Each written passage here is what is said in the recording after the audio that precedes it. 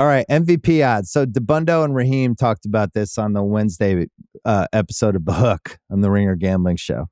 Good title, by the way. I love when we have good titles for our shows. We were talking about MVPs a week ago, and I thought Lamar was in the driver's seat, and then they blew that stupid game on Sunday, and I think that knocked him out. And yet I don't know who the MVP is, and FanDuel doesn't really seem to know either. Josh Allen's plus 270, Lamar's plus 310 with a harder schedule coming. Mahomes is 5-1, having probably the worst season of his career, even though the Chiefs are winning. Goff 6-1. Daniels is 9-1.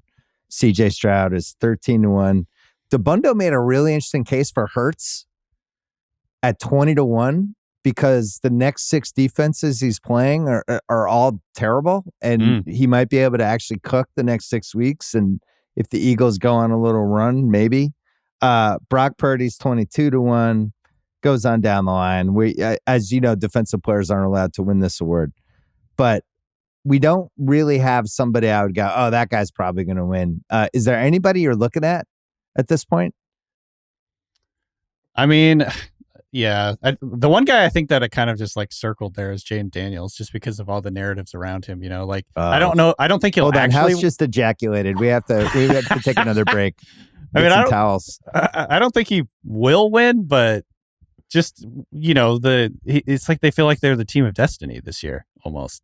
That wild, you know, game-winning throw the other day, like just the way that they're playing, the way that they're executing on 3rd and 4th down, like at truly historic rates. Like it's probably not going to last, but right now, just narrative-wise and excitement-wise, and you know, all that, he kind of was the one that stood out there. I think the obvious one.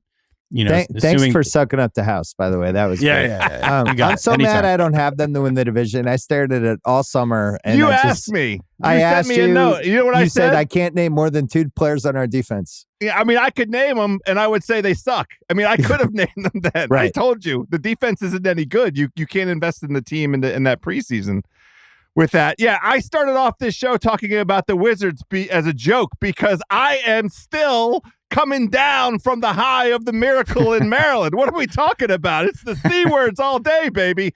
But in these betting markets, BS knows this. It's a house tradition to have multiple tickets, and I absolutely must have some Josh Allen because that's the best. That's the most likely. That's the narrative. He has deserved it in the past. That makes it easy for everybody. I also think Jared Goff, if Detroit ends up at 14-3 and lands the 1 seed, I think there's a decent case. And he reels off a couple more of these games where he's nearly 100% completion. Now we have to get indoors this week. Outdoors, no siree. But we will get back indoors for Goff. And then I love the Hurts case. I think that the Eagles are super live. Yeah. It's a great price, and I have them. I'm a bum. I bought them at 16-1 in the summer. 20-1, might as well double up. Look at that secondary for the Eagles. That's the thing for them that's going to turn. That is slowly coming together. They are understanding a little bit of what Mr. Fangio wants out of them, and I think that Eagles defense is going to be a propulsive kind of force for them down the stretch. David seems disgusted by this. No. I think that's fine. I have a question about 30-1 Jordan Love. Has he missed too much time already to win it, or if he because isn't this like typically kind of a how you do down the stretch award? He'd have to win. He'd have to have a huge game this week against the Lions at home and beat the Lions and throw for 340 yards. I just think that now get it going. The way that he plays, the kind of like he's like F it, he's down there somewhere, you know, type of attitude he has. It wouldn't be all that surprising to see him go on kind of like a tear down the stretch. Do you feel like he's been playing that well though? Because I don't. No, not particularly, but I think he can put up stats. I think and he's in such a good system with so many good weapons around him. And I think he's been really banged up. And if he gets healthy and then starts to like put it all together down the stretch again, like it's kind of like how you finish. I think a lot of the time kind of influences this. And I think the Packers are really good. I think they have one of the best play callers in the NFL, and they have weapons. So it's such a good 14. point. Yeah, it's such a good point because literally last season, the MVP was decided on Christmas when the Ravens went in and beat the hell out of the Niners. Remember, we changed our opinion every week for like 5 weeks in a row. Right, right. So I have a Green Kyle, Bay wins. Turn the camera division. on, even though it's already on. what is Kansas City's record? How high does it go before Mahomes just has to be the MVP? Like, what if they go 17-0? Yeah. 16-1? Like, what if they're 16-1? Does he just automatically have to get it? What if they have a 4-win advantage over every other team in the league? And then we look at their actual skill position players and we're like, oh, they have 45-year-old Kelsey, a rookie Worthy. The wide Rice was out the whole year. Here's Hopkins. He can't get open, but he'll catch stuff in traffic. Juju Smith-Schuster waived by the Pats. A bunch of random running backs that were either on the waiver wire or not drafted. Like, maybe it should be Mahomes. No? He has 8 touchdowns and 9 picks this year. I mean, he's going to end up much better, I'm sure, but it would be funny. It would be funny if that was the case. It's annoying. It's too stupid. The MVP for the Chiefs is the defense. Spags should win MVP. Give it to Chris Jones as a player and Spags. It should just call the award the MVO. It's not. There's no P. It's not for the most valuable player. The most valuable players for the Chiefs are on the defensive side of the ball. They've been effing dominant, and there's no, as long as they have health, and I'm going to knock on wood, they're for sure going to be, absolutely fine. It's how they won the Super Bowl. I mean, that plus the 7 fumbles. Well, can we go through their schedule here? Because I didn't realize this till I was doing the research last night and today. So they're playing Tampa Monday night, big favorites. Denver home. They're at Buffalo week 11. So that's a red flagger. That's a possible one. But then they're at Carolina, home Vegas, home Chargers, at Cleveland, home Houston, and then at Pittsburgh 4 days later, I would say would be the other really dangerous one. Mm-hmm. And then home Denver week 18. But we haven't had one of these in a while where the team, like, remember in the 2000s, it felt like this was happening every year. Like, we would have these Colts years where they were like 12-0, the 07 Pats. I don't remember us having one of these in a while. And I don't really know the reasons for that other than maybe there's just more variance with the games now. But this Chiefs team, I don't know. I could see them being like 13-0 and us kind of looking at each other. They're going, wait, what does this mean? Does this mean Andy Reid's the coach of the year now and Mahomes is MVP? I don't know. I don't know the answer. What's the stat that you really like where it's like when he's down 10 points, he's like undefeated or something like that in the fourth quarter? Mahomes is like that magic about him that you just can't really figure out. Well, the with, underdog like, stat's the best stat where he's only not covered once when he's been an underdog since he's been in the league. Like that, yeah. Brady used to have the same shit. It's like, don't make these guys underdogs. It's stupid. The what league, were you going to say? The league ruined this. The league ruined the possibility of any team going undefeated because of the stupid Wednesday Christmas game. There's no chance. In fact, if I was involved with the Chiefs and we were coming into that game undefeated, I might seriously consider resting everybody on Christmas. I might seriously consider taking the starters, letting them have Christmas with their effing families, grab 10 guys from the practice squad, and tell the NFL that would go over great. The point is not to win on Christmas. The point is to win the Super Bowl. The point is to be successful in the playoffs. And coming off of, what is it, Saturday to Wednesday? It's goddamn preposterous. It's terrible for the players. Well, remember the dialogue about this? I remember writing multiple columns about this in the late 2000s because the Pats played it one way. They went for it. And then they really wore down over the end of the season, the playoffs. And then the Colts did it the other way. And they were like, we're throwing it away. We don't care. And then that backfired too. And it's like, there's basically no way. You're basically best off losing in like week 11 is the way to play it. So maybe they just have to throw the Buffalo game. But yeah, I think the schedule for some reason isn't that hard, especially when you're in the same division as Vegas and the Chargers and Denver, not to mention all the other stuff. So Coach of the Year is another one where it just seems like it has to go to the team that are like the Dan Quinn. It's like, oh, they won 5 games last year. They've won 11 this year. He's the Coach of the Year. But that's another one where it's like, well, why shouldn't Andy Reid win this if they go 15-2 or 16-1? I would make a case for Tomlin though if they're in the 12s. I mean, his quarterbacks are Justin Fields and Russell Wilson. They're paying $2.5 million combined for their quarterbacks. Nobody else in the league is doing that. So they would be in there too. Who else would you have, Danny? Give me like the favorites right now. So it's like Dan Quinn, KOC for the Vikings. Yeah, maybe? gotta have KOC up there. The real KOC. How How do we feel about like I don't the for some reason Chargers? FanDuel doesn't have it right now. Oh, there it is. Dan Quinn's favorite plus 195. Sean Payton plus 650. Tomlin's plus 750. Campbell 9-1. O'Connell is 9-1, but he's dropping, and Andy Reid is 9-1, even though he doesn't have a loss yet. So LaFleur at 15-1 is intriguing too. If they beat Detroit and they're 7-2 with the Malik Willis games, I know. I think he's done a great job this year.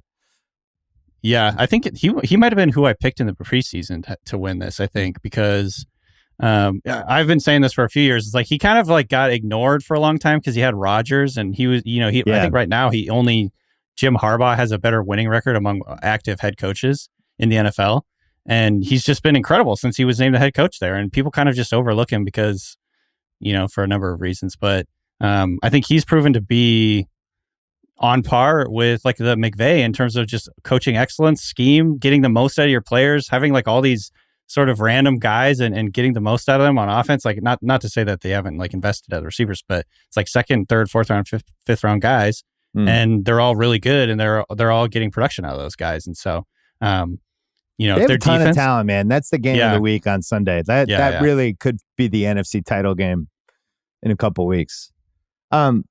Fantasy MVP for you for the year? right now it's Derrick Henry, I think. Interesting. I mean, it's either Lamar or Henry. I would have said Lamar, but I see the Henry case too. Because so if you got Henry, you're paying. Why? Where's Saquon? What happened to Saquon?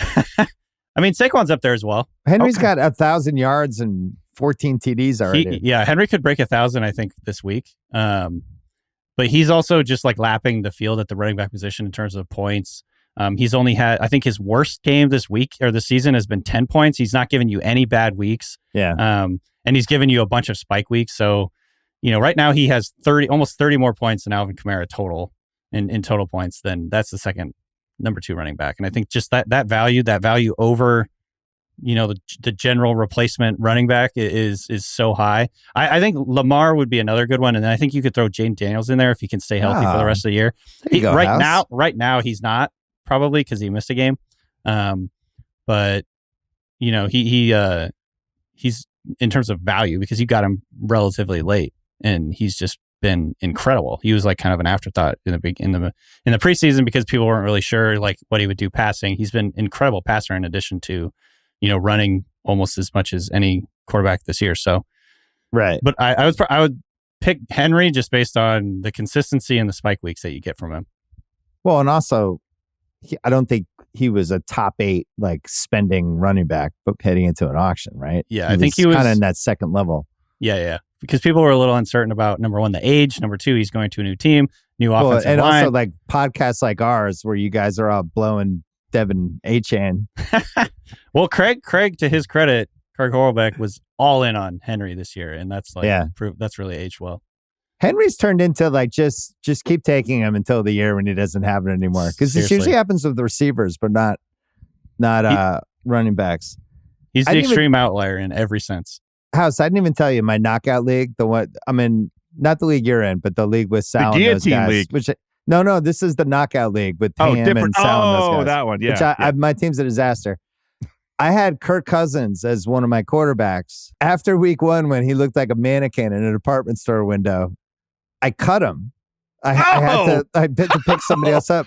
BS. Now I'm 2-6. Basically, I'm probably out of the playoffs anyway, but it's like nobody's finished me off yet. And now I'm going against Kirk Cousins. It's the rare fantasy revenge angle. The guy I never should have waved. Now I'm going. So I fully expect him to have 4 touchdowns and 700 yards. You missed out on his 900 yards and 15 touchdowns against Tampa. So I'm amazing. So upset. Danny, who has provided the most content on the fantasy show this year? What single player?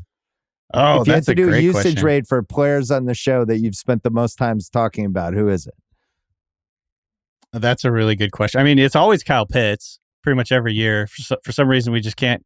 This guy, he's the third highest tight end right now. I know, he's been back. He's been playing well. We have a whole category dedicated to him. Usually it's two tight ends and a lie, basically two tight ends that outscored Kyle Pitts and a lie, and it's always just these random guys that outscore Kyle Pitts. But we retired the category because he's back. He's actually good now, and I think we're actually kind of in on this. I would say, if any, one more thing on Pitts. Not only is he really good, he's had a couple long plays called back. Yeah, I don't know. Is there a website that keeps track of that? I know because I have him in my guillotine league and one other league, but he's had two like long ones where he was like celebrating and they're like, flag on the play. Yeah, that the king of that is George Pickens. No question. But Kyle Pitts is probably second. Kyle Pitts, I think that play last week where he caught a pass, he like did the reverse stiff arm, the Larry Fitzgerald style reverse stiff arm. Kept the ball out and almost fumbled it. And then he almost fumbled it going over the right up to the point where right up to the point where he almost dropped the ball too early, or maybe he did actually. He definitely did. Yeah. I was like, that was the first time in like years. I'm like, oh, there's the Kyle Pitts that like we thought he was going to be. That's the guy that the Falcons took before Jamar Chase. And so, yeah, it's good to see him back. He finally starts to look a little healthy, but he's still kind of his target rate isn't really where you want it to be. He's still kind of like a tertiary option in this Falcons offense. Like Darnell Mooney is probably, I think, outscoring him still. So can't get too excited about it. So you excited for Brock Bowers to be a $35 tight end next year? He deserves it. He's incredible. I want to ask Danny a question as we formulate strategies for next year and what we're seeing over this season in terms of running back performance. Are we going to go back to where we were maybe a decade ago, where receivers, because we're in this era now where there's three receivers going in the first round of all drafts, and there are no receivers now. Who's the top fast? It would have been Nico, and Nico was incredible what he was doing all season. But this is the issue now. The receivers get hurt. I mean, running backs do too. But are we going to go back? Is it just going to be 10 running backs and then everybody's going to scrap from there? Yeah, maybe. I mean, I want to say, I don't have the stat in front of me, but I think receiver production across the NFL is down dramatically this year compared to most years. And I think it's just like, there's a lot of these variables. Quarterbacks are not playing as well, not nearly as efficient. Like all these passes are so much shorter. Basically, teams are, using these little swing passes and short passes to replace the run game more or less. Now, the problem is on the other side, running backs are not being used at a high rate as they used to. Like, there's every team almost now has a pretty strong rotation. There's a handful of guys that are, the quote unquote workhorse type players, but it's give and take. I would say next year we're probably going to see, because of all this, we're probably going to see like a running back pack first round. It's just going to be those guys that are going to get like 20 carries a game, and they're so scarce you have to go get them. How about this? Maybe Lamar should just be the first pick in the draft. I know, right?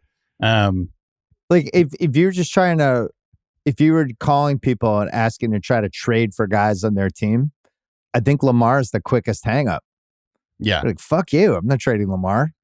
Guys is amazing. When he spent all that, or when he lost all that weight this offseason, I think that should have been like the biggest sign to be like, okay, he's back. He's going to be, doing his thing, running around, like making guys look stupid. I think when he gained a little bit of weight, he wasn't quite as elusive as a runner. Yeah. But yeah, he's been absolutely incredible. This guy might be up there too. And I'll tell you this. My guy Drake May, I hope he plays this week, but I think he's going to put up big fantasy stats because of his running. Like he scoots out and also like isn't afraid to like run down the middle of the field and take a hit or two, which unfortunately backfired on him last week. But I think he's a big game hunter. Yep. And also is going to run the ball 30 to 50 yards. But it seems like we might have nailed all three of those quarterbacks. Yep. I don't know if you had to rank the quarterbacks right now for who you'd want, would Drake May versus Caleb in the 2 spot, who would you pick? Probably still Caleb. Maybe that's just take lock from like my pre-draft analysis or whatever. But I don't know. Drake looks really good, man. He like, I think he kind of, for whatever reason, people overlooked how good of a runner he was. He put up he put up stats in college as a runner. And he was like scrambling around a bunch. He was really dangerous in the red zone. He's almost got like, like a little bit of a Josh Allen to him, where he's almost a little too reckless too, which is a little nervous. Makes me nervous, but But yeah, I mean, he looks really good out there, and obviously with a little more experience and get some weapons around him. He has like no weapons right now, so that doesn't help. But yeah, he could definitely have like an elite upside in the league. I don't know. I still love Caleb for just the special plays he can make out of structure, I think, and he'll start to figure it out a little bit more in structure. I think that offensive system is, a work in progress for them. Do your Bears rant. Just I'm not gonna unleash for 20 seconds. Just do it. I can't. I mean, they're literally the dumbest football team next to the Jets. It's an incredible slew of Mensa geniuses in charge on both sides of the football plus special teams. But the thing I wanted to share, and I know it's obviously insane, I think that if you grab Caleb or you grab Drake May and you put them with Cliff Kingsbury this season with this offensive line and the way that they have schemed up, that any of those guys might look effing incredible this year in Washington, which is a bananas thing to say. I know. It sounds insane, but yeah. The only thing with Daniels, he's so accurate. It's just outrageous. Like to have him on one TV and Anthony Richardson on another TV, it was like watching two different sports. You know, like his passes are just always in the perfect spot, whether it's a deep ball, whether it's a little quick out. I knew that was that was part of the appeal for him coming out of college, but it's really true. Like there's accuracy and then there's like pinpoint accuracy, which he seems to really have.